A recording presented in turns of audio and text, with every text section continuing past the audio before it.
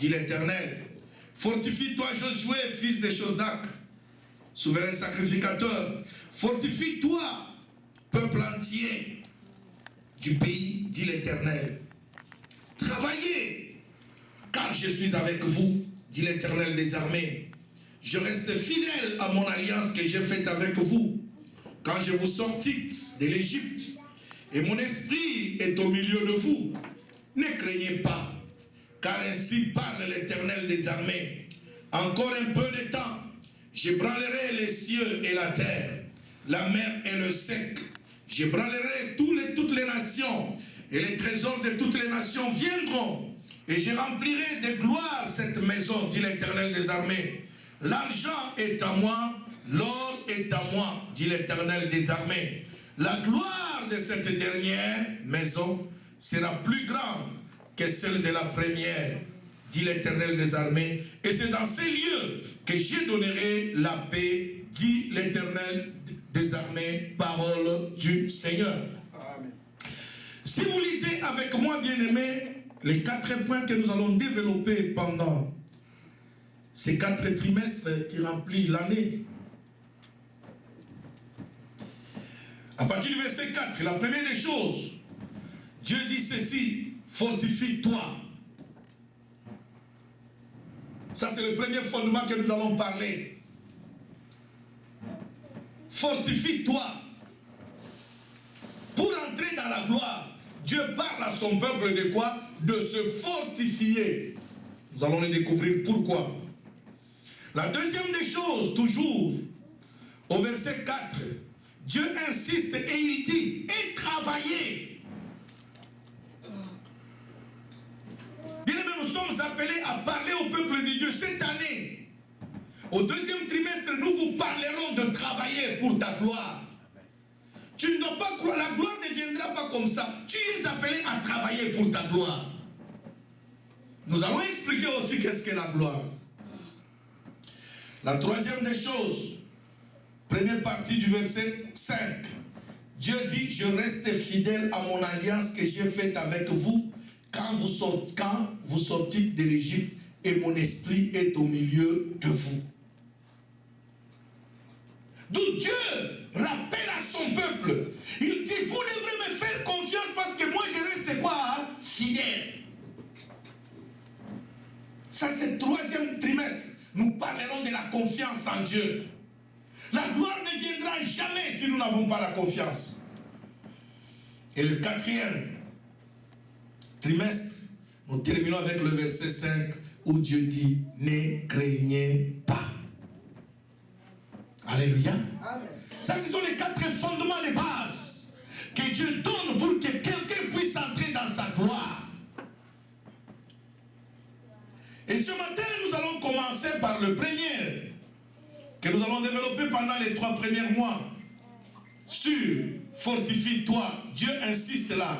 Il dit: maintenant fortifie-toi, Zorobabel, dit l'Éternel. Fortifie-toi, Josué, fils de Chosdak, souverain sacrificateur. Fortifie-toi, peuple entier, dit l'Éternel.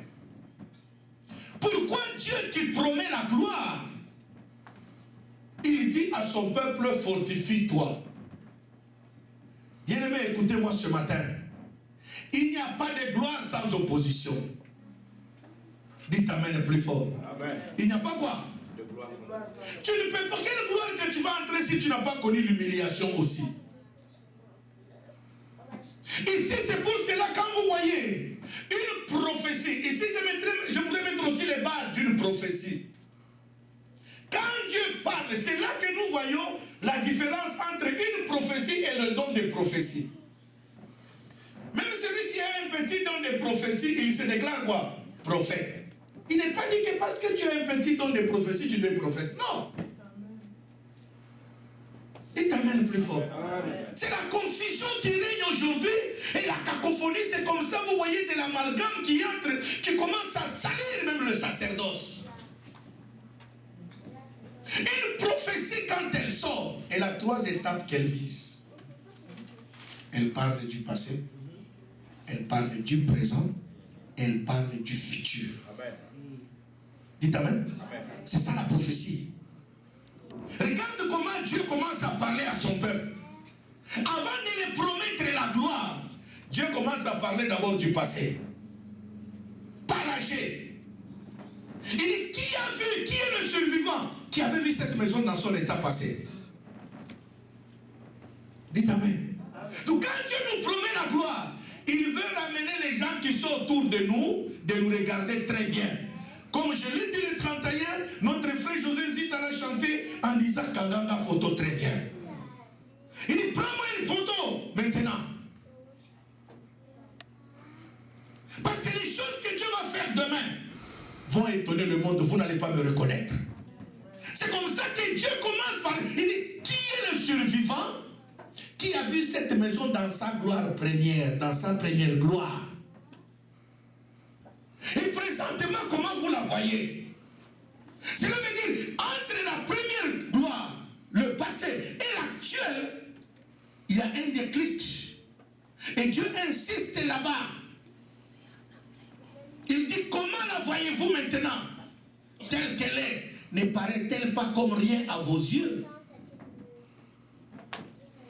De la gloire est promis à ceux-là qui présentement, quand vous les regardez, on peut les appeler dans les jargons, comme nous avons toujours de l'appeler évangélique, le Liézari, est-ce que de Nazareth peut-il sortir quelque chose de bon? Tout cas, on te regarde, on dit que c'est celui-là, rien de bon, ne peut quoi? C'est à toi. Les gens ne t'ont pas connu dans la gloire que Dieu t'avait accordé en première position. Alléluia. Amen. Les gens ne t'ont pas connu dans cette première gloire. C'est ainsi que présentement, ils te voient dans un état d'humiliation que tu es en train de traverser.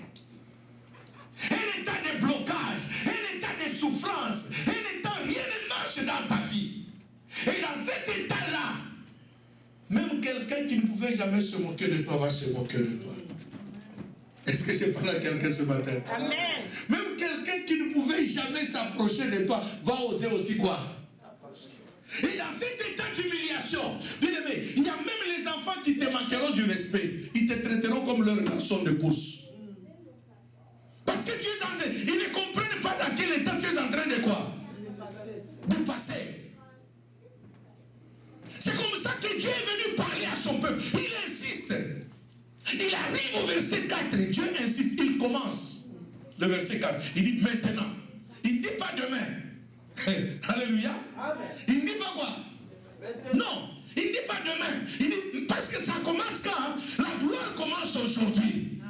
Donc 2015, bien aimé, comme Dieu nous promet la gloire, il commence à dire maintenant. Cela veut dire aujourd'hui là, mon frère, ma soeur, fortifie-toi. Pourquoi tu dois te fortifier? Parce que tu vas rencontrer aussi d'autres humiliations que tu n'as pas connues. Amen. Dites Amen. Amen. Tu vas rencontrer d'autres choses que tu n'as jamais quoi? Je vais vous prendre l'exemple de quelqu'un ce matin sur lequel nous allons partager dans quelques minutes. Et nous allons passer à la prière parce que nous allons parler de ce thème. Fortifie-toi. Prends courage. Dis-nous, nous sommes appelés à nous fortifier. Regarde seulement ce matin quand nous nous sommes levés. Quelle est la température qui est dehors? Si tu ne te fortifies pas, tu ne viendras pas. Qui t'amène plus fort? Si tu n'as pas quoi? Le courage, tu ne prends pas courage. Bien-aimé, le courage est donné à ceux-là qui sont appelés à réussir. Amen. La force est donnée à ceux qui sont appelés à quoi? À émerger, à vivre. La gloire n'est pas réservée aux fainéants. S'il vous plaît, excusez-moi. La gloire n'est pas réservée aux paresseux. La gloire n'est pas réservée aux gens qui dorment chaque jour. Non. C'est ça beaucoup de chrétiens. C'est devenu comme un slogan. Ça restera un slogan dans ta vie. Or, pour Dieu, ce n'est pas un slogan. Amen. Dieu, quand il te promet la gloire, il commence à te dire, fais quoi? Fortifie-toi. Prenez un exemple ce matin. Nous partons vite dans la Bible, dans le livre de Josué. Nous prenons un exemple de quelqu'un à qui Dieu promet la gloire. Mais vous allez voir comment Dieu insiste sur ça. Dites Amen le plus fort. Amen. Nous allons étudier. Bien-aimés, tout au long de cette année, nous allons vous apprendre des gens. Nous allons tirer des exemples de la Bible qui vont nous aider, bien aimés, à exercer notre vie. Josué chapitre 1, du 1er verset au 9e verset. Josué chapitre 1, du 1er au 9e verset. Merci, pasteur. Josué 1 à 9. Après la mort de Moïse, serviteur de l'Éternel, l'Éternel dit à Josué, fils de Nun, serviteur de Moïse. Moïse, mon serviteur, est mort. Maintenant, lève-toi, passe ce Jourdain, toi et tout ce peuple, pour entrer dans le pays que je donne aux enfants d'Israël. Tout lieu que foulera le plante de votre pied, je vous le donne, comme je l'ai dit à Moïse. 4. Vous aurez pour territoire depuis le désert, le désert et le Liban, jusqu'au grand fleuve, le fleuve d'Euphrate, tout le pays des Siennes et jusqu'à la grande mer vers le soleil couchant. Nul ne tiendra devant toi tant que tu vivras. Je serai avec toi, comme j'étais avec Moïse, je ne te laisserai point, je ne t'abandonnerai point. Fortifie-toi et prends courage, car c'est toi qui mettras ces peuples en possession du pays que j'ai juré à leur père de leur donner. Fortifie-toi, seulement aie bon courage en agissant fidèlement selon toute la loi que Moïse, mon serviteur, t'a prescrite. Ne t'en détourne ni à droite ni à gauche, afin de réussir dans tout ce que tu entreprendras. Que ce livre de la loi ne s'éloigne point de ta bouche. Médite-le jour et nuit pour agir fidèlement selon tout ce qui est écrit, car c'est alors que tu auras du succès dans tes entreprises, c'est alors que tu réussiras. 9. Ne t'ai-je pas donné cet ordre? Fortifie-toi et prends courage. Ne t'effraie pas, ne t'effraie point, et ne t'épouvante point, car l'Éternel ton Dieu est avec toi dans tout ce que tu entreprendras. Parole du Seigneur. Est-ce qu'on peut acclamer très fort pour la parole de Dieu?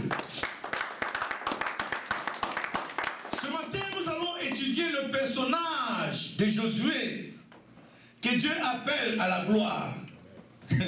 Alléluia. Amen. Dieu appelle à quoi? À la gloire. Bien-aimé, Dieu ne peut pas t'appeler à la gloire sans mettre le préalable. Je l'ai dit ici. Quand Dieu insiste, il dit fortifie-toi. C'est parce qu'il connaît ce qui va arriver devant toi. Amen. Et ce qui va arriver devant toi risque de te faire rater, de t'empêcher d'entrer dans ce que Dieu t'a réservé. Dites Amen. La gloire représente tout ce que tu cherches de meilleur dans ta vie. La gloire représente le succès.